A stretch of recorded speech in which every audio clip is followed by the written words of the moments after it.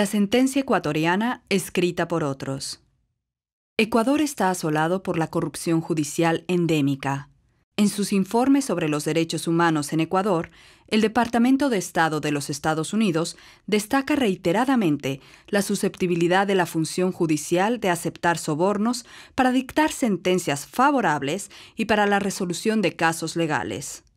También se informó sobre jueces que asignaban casos a abogados externos, los cuales redactaban sentencias judiciales sobre casos pendientes ante la Corte y las devolvían al juez presidente para que las firmara. Se filmó a los abogados de los demandantes cuando hablaban de la corrupción judicial generalizada y cómo podrían sacar provecho de ella. All the judges here are corrupt. They're all corrupt. It's their birthright to be corrupt. Why? Because they get paid so little. You know, It's the culture. It's disgusting. And the only language that I believe this judge is going to understand is one of pressure, intimidation, and humiliation. And that's what we're doing today. We're going to let him know what time it is. Hay pruebas irrefutables que demuestran que los abogados de los demandantes explotaron esta corrupción judicial cuando redactaron anónimamente una sentencia por $18.200 millones en contra de Chevron. 6 jueces diferentes presidieron el litigio del Lago Agrio entre mayo 2003 y marzo 2011.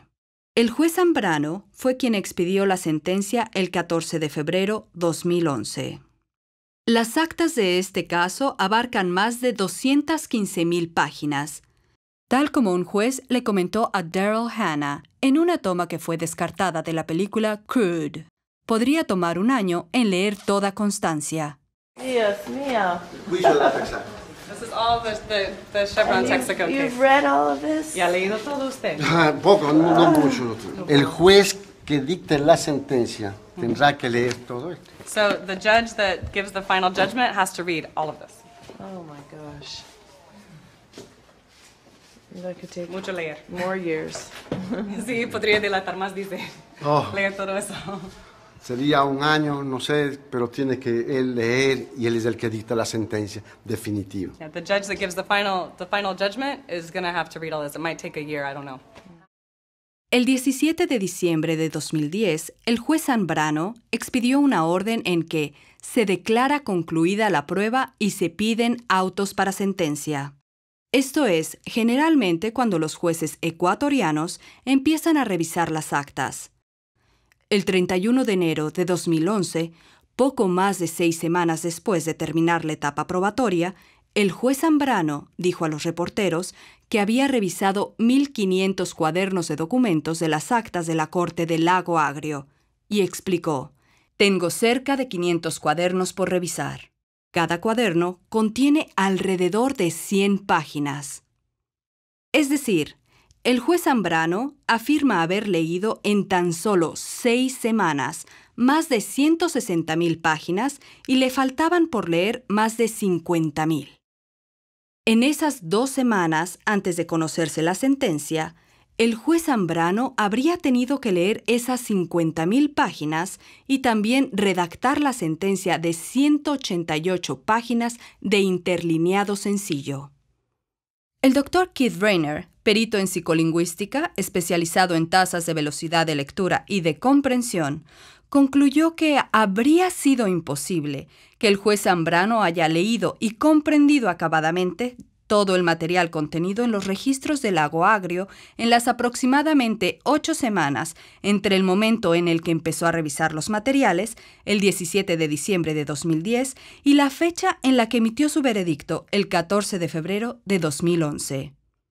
Los documentos internos aportados por los abogados y consultores de los demandantes demuestran que aquellos pasaron años preparando en secreto la sentencia ecuatoriana. En diciembre de 2008, el principal abogado ecuatoriano de los demandantes, Pablo Fajardo, convocó a una reunión con todos los equipos para trazar un plan para lograr una sentencia de primera instancia en el 2009 que fuese favorable y significativa. Según explicó Fajardo, tenemos correa, corte y política gringa. Es ahora o nunca. En correos electrónicos de junio de 2009, Fajardo informó a Steven Donziger que le encargó a Brian Parker, un pasante de derecho del equipo legal de los demandantes, las investigaciones para nuestro alegato en derecho y la sentencia, pero sin que él sepa qué está haciendo. 2 semanas después, Fajardo envió al equipo legal de los demandantes las investigaciones sobre el uso de un fondo de fideicomiso para el reembolso de los fondos de la sentencia. Cadenas de texto del documento de investigaciones aparecen al pie de la letra en la sentencia ecuatoriana. Pocas horas después, Fajardo envió un fallo de la Corte Suprema Ecuatoriana al equipo legal de los demandantes. En este correo, Fajardo dio a entender que ellos deberían usar ese fallo en su propio alegato y en la sentencia ecuatoriana. Colegas, esta es la sentencia del caso Viuda Petroecuador. Los argumentos que ponen los magistrados son súper interesantes. Creo que nos sirve perfectamente para nuestro alegato y vale la pena leer. Texto de ese fallo fue citado ampliamente en la sentencia ecuatoriana, pero no en el alegato. Los abogados de los demandantes circularon estos materiales para prepararse para una reunión clave para, y cito, el desenlace del caso y cómo hacer, cuánta plata poner, cómo repartir los rubros y todo. Los abogados de los demandantes pretendieron controlar no solo el desenlace del caso, sino el contenido de la sentencia ecuatoriana para asegurar su ejecutabilidad en el exterior. Tal como explicó uno de esos abogados, Joseph Cohn, en un correo electrónico, para ser efectivos en el desarrollo de una opinión que sea ejecutable en los Estados Unidos y en todos lados, necesitamos formar parte de la preparación de la entrega final y la sentencia propuesta, la tarea más grande sobre la que reiteradamente acordamos que nuestro estudio trabajaría. Si bien Cohn mencionó que se redactase una propuesta de sentencia, los demandantes jamás presentaron públicamente una propuesta de sentencia en la Corte de Lago Agrio. The Lago Agrio plaintiffs never publicly on the record submitted a proposed judgment in Lago Agrio, correct? No. En una reunión que tuvieron el 10 de septiembre de 2009, los abogados estadounidenses de los demandantes incluyeron como tema de debate la creación de la providencia final. En una lista de tareas de Ecuador de esa misma reunión se incluye estructura de la sentencia. El bufete de Cohn continuará debatiendo y pensando cómo estructurar la sentencia.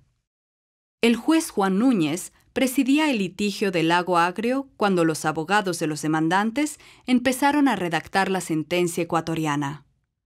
Mientras los abogados de los demandantes redactaban la sentencia que él firmaría, el juez Núñez participó en reuniones grabadas en las que admitió que fallaría en contra de Chevron, a más tardar enero de 2010. Para mí como juez. No, yo sabe clara cómo es. Usted dice Chevron es el culpable y el acto es octubre-noviembre de este año y máximo hasta enero de 2010 y el dinero es 27. Menos como puede ser más. Ya, okay. Ya, más. Okay. Well, venden sus acciones en Chevron. Gracias. No, venden sus acciones. Después de conocerse públicamente los videos de las reuniones del juez Núñez, los abogados de los demandantes admitieron en correspondencia interna que el gran problema es que el juez prevarica y lo malo es que prevarica al afirmar cosas de la sentencia. Eso le puede costar un juicio penal. Lo malo también es su presencia en esa reunión en la que supuestamente participa un funcionario del gobierno. El juez Núñez de inmediato se excusó del caso, luego que los videos salieron a la luz pública. Esto demoró, pero no desbarató los planes de los abogados de los demandantes en cuanto a la sentencia.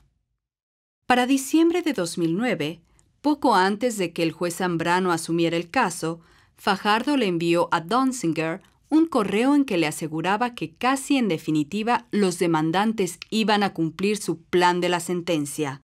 Cuando vengas te contaré los detalles, que no se pueden contar por esta vía. El plan de la sentencia creo que se va a cumplir. No estoy 100% seguro, pero sí un 99.99% de seguro. 3 renombrados expertos han concluido que partes de la sentencia ecuatoriana fueron plagiadas directamente de bases de datos y documentos internos no radicados de los abogados de los demandantes.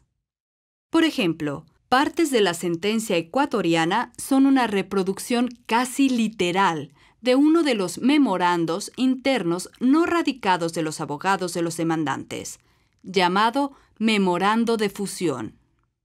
Los lingüistas forenses también han concluido que el juez Zambrano no fue el autor de la sentencia ecuatoriana.